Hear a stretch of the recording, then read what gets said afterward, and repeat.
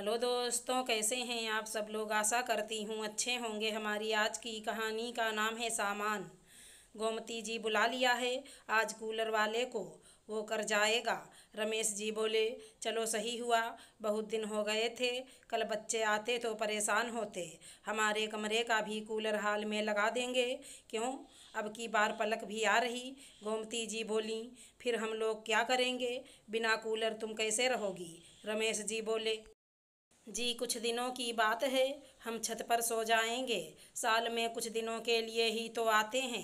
अब आप बचा हुआ सामान ले आइए। गोमती जी बोली, हाँ शाम को ले आऊँगा, अभी कुछ आराम कर लूँ। रमेश जी बोले। रमेश जी और गोमती जी के दो बेटे अंकित और सुमित, जो सपरिवार जून में 10-15 दिन के लिए आते। बेटी पलक की शादी 5 साल पहले ही हुई, जो पति के साथ विदेश रहती, वो भी आ रही है। रमेश जी को रिटायर्ड हुए 3 साल हो गए। पति पत्नी दोनों बच्चों के घर आने की वजह से खुश थे। अभी तक किसी भी बेटे ने उनको साथ चलने के लिए नहीं कहा और उन्होंने भी अभी तक कहीं जाने का मन नहीं बनाया। अगले दिन दोपहर में अंकित, उसकी पत्नी रचना, बच्चे सौम्य और तेजस, और शाम को सुमित, उसकी पत्नी शिवानी, बच्चे आरव और वाड़ी, पलक और उसका बेटा गर्वित आ गए। शाम को घर में रौनक हो गई। गोमती जी ने सबके लिए समोसे बनाए। शाम को खाने में किसी के पसंद की सब्जी तो किसी की दाल, रायता और मीठा बनाया। सब बहुत ही खुश थे। रात को सोने की बात पर अंकित बोला, जब आपको पता था तो एक कूलर और ले लेते। कूलर बिन किसी को भी नींद आने से रही। बच्चों को तो एसी में सोने की आदत है। अरे परेशान होने की ज़रूरत नहीं, पलक हमारे कमरे में सो जाएगी, हम दोनों छत पर सो जाएंगे, हमारी तो आदत है वैसे ही। गोमती जी बोली। यह सुनते ही सब अपने अपने कमरे में चले गए। गोमती जी और रमेश जी भी छत पर आ गए। आप भी गोमती जिद करती हो, फर्श पर सोने से तुम्हारी कमर में दर्द हो जाएगा। रमेश जी बोले, आप भी ना ज़्यादा ही सोचते हो, 2-4 दिनों की बात है, वैसे भी फुर्सत भी नहीं मिलेगी दर्द को याद करने की। गोमती जी बोली। रमेश जी ने चुप रहना ही मुनासिब समझा। सुबह होते ही गोमती जी सबके लिए नाश्ता तैयार करने लग गईं। सुनिए, सलाद, सब्जी, पनीर, नींबू, आम तो हैं तो एक्स्ट्रा दूध, और हाँ दूध ज़्यादा ही लेना, आइसक्रीम बनानी है। गोमती जी बोली, अब तो तुम्हारे बच्चे आ गए हैं, उन्हीं से कहो ना सामान लाने के लिए।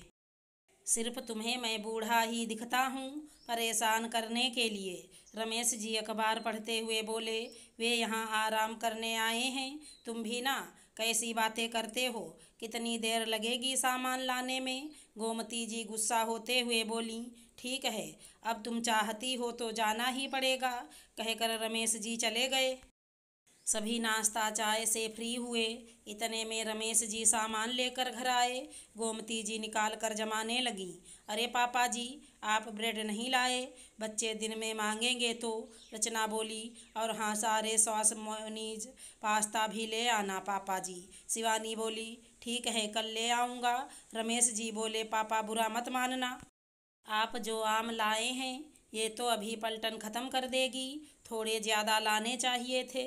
सुमित बोला, बच्चे सही कह रहे हैं जी, आप अभी जाकर ले आइए, कितनी देर लगेगी, बाजार नज़दीक तो है। गोमती जी बोली, अरे भाई तुम्हारे बेटे भी तो यहीं बैठे हैं, आज तो कम से कम उनको कहो।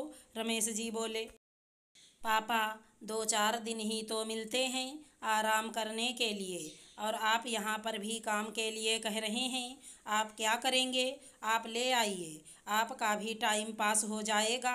अंकित बोला, पापा शाम को चले जाइएगा, बच्चे भी बाहर जाने की जिद कर रहे थे, तो आप इनको जूस पिला कर ले आना, बच्चे भी खुश हो जाएंगे।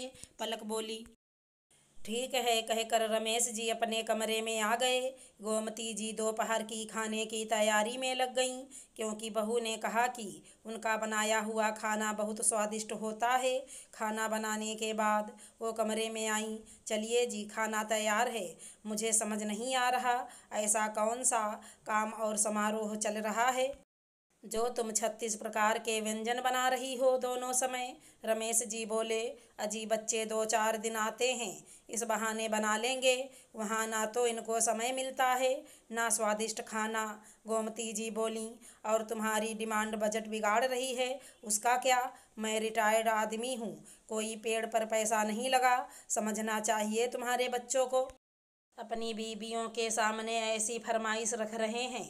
रमेश जी गुस्से में बोले, अजी ठीक है ना, अब मैं ज़्यादा सामान नहीं मंगाऊंगी। ठीक, अब गुस्सा मत कीजिए और खाना खा लीजिए। खाने की टेबल पर सभी खाना खा रहे थे।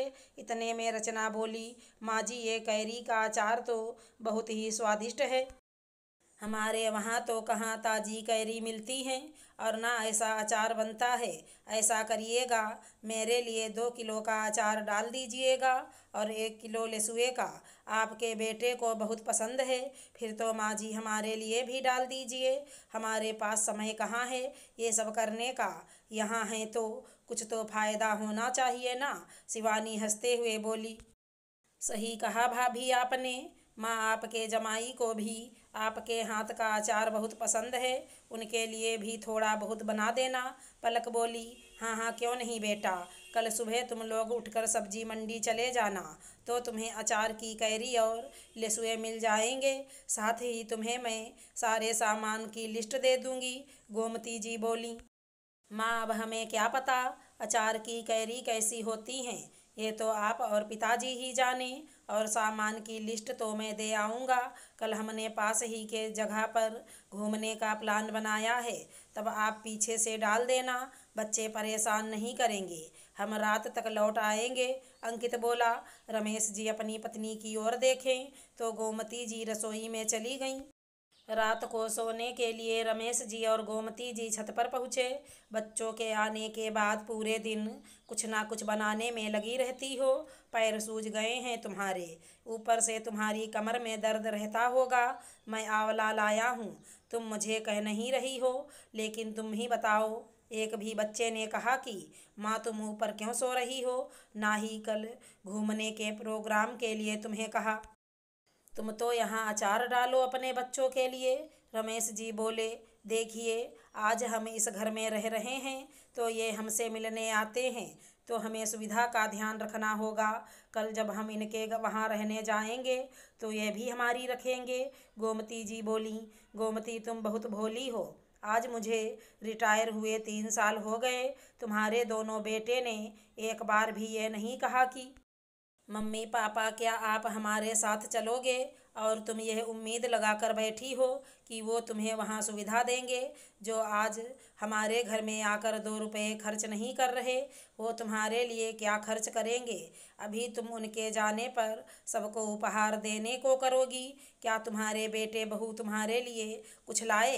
एक मिठाई का डिब्बा लाए, वो भी खुद ही खा गए। ये कहकर, अम्मा बाबूजी आपके तो हाई बीपी है, मैं बूढ़ा सामान लाता हूँ, तुम इतनी उम्र की रसोई में लगी रहती हो। पर इन किसी को भी ये सब नहीं दिखता, इनको सिर्फ अपना घूमना खाना पीना दिखता है। लेकिन गोमती, अब ये मुझसे सहन नहीं होगा। रमेश जी बोले, आप भी ना गुस्से में कुछ भी कह देते हो। हमारे बच्चे हमारे साथ ऐसा थोड़ी ना करेंगे, और वैसे भी हमारी उम्र कहाँ है घूमने की। आप थोड़ा शांत रहिए। गोमती जी बोली, गोमती मैं तुम्हें दुखी नहीं करना चाहता, लेकिन मैं तुम्हें झूठी आस में भी नहीं रखना चाहता। मुझे भी यही लगता था बच्चे समझेंगे, लेकिन हर साल यही होता है। आने के बाद इनको 2 रुपये खर्च करने में भी जोर आता है। उन्हें ऐसा लगता है कि उनके माता पिता सदा ही उनका खर्च उठा पाएंगे, लेकिन अब ये मुझे भारी लगने लगा है। रमेश जी बोले, अब आप सो जाइए। गोमती जी बोली, माँ आपने रास्ते के लिए आलू के पराठे बना और हाँ अचार भी रख देना। सुमित बोला, नहीं बेटा, मैं तो अचार की कैरियाँ लेने के लिए तुम्हारे पापा के साथ चली गई थी, मुझे लगा बहुएं बना लेंगी। गोमती जी बोलीं, तो कोई बात नहीं, हम रास्ते में कुछ ले लेंगे। जी वैसे भी बहुत देर हो रही है। रचना बोली, बेटा आज हम दोनों भी पास के गांव में जा रहे हैं, किसी जानकार के घर गृह प्रवेश है, इसलिए आते समय भी खाना खा कर ही आना। रमेश जी बोले, सभी बिना कुछ कहे घूमने के लिए आई टैक्सी में बैठ कर निकल गए। दिन भर में गोमती जी ने अचार डालने की तैयारी की, जिसमें रमेश जी ने भी उनकी मदद की। दोनों समय पर खाना खाकर सोने के लिए चले गए। बच्चे रात को 10 बजे के आसपास आए, वो भी सीधा सोने चले गए। अगले दिन सुबह नाश्ते में गोमती जी ने पोहे बनाए। अरे माँ, यह क्या पोहे बना दिए, कुछ और अच्छा सा बनाती, सुमित बोला। बेटा कल अचार वगैरह डाले, उससे थकान हो गई इसीलिए, गोमती जी बोली। गोमती, वो कमरे में से ला कर के सुमित को दे दो। रमेश जी बोले, पापा ये बिल किस चीज़ का? सुमित बोला, बेटा बुरा क्या मानना, अचार का सामान और कैरी के पैसे हैं, थोड़ा बहुत तो चलता है, लेकिन इतना मुझसे अब नहीं हो पाएगा। रिटायर्ड आदमी हूँ, तुम दोनों से मैं कोई आस नहीं रखता, लेकिन मेरे पास जितना होगा मैं उतना ही खर्च कर सकता हूँ। अब तुम लोगों का जून में आना मुझ पर भारी पड़ने लगा है, और इस महीने में जो हिसाब गड़बड़ हो जाता है, पूरे साल उसकी वजह से परेशानी रहती है। मुझे लगा था समय रहते तुम दोनों समझ जाओगे, लेकिन जब पानी सिर से ऊपर जाने लगा है तो मुझे ना चाहते हुए भी कहना पड़ा। रमेश जी बोले। अंकित और सुमित नीचे गर्दन करके नाश्ता करने लगे। बहुएं भी बहाने से कमरे में चली गईं। अगले 2 दिन घर में शांति रही। 7 दिन की छुट्टी मनाकर सब घर लौट गए, लेकिन इस बार रमेश जी अपनी जेब कटने से बच गए थे। दोस्तों, छुट्टियां हो या कोई तीज त्यौहार, कहीं जाकर हमें उनके ऊपर भार नहीं बनना चाहिए, बल्कि हम सभी को मिलजुल कर रहना चाहिए। अपनी इच्छाओं की पूर्ति के लिए दूसरों का बजट खराब करना गलत है।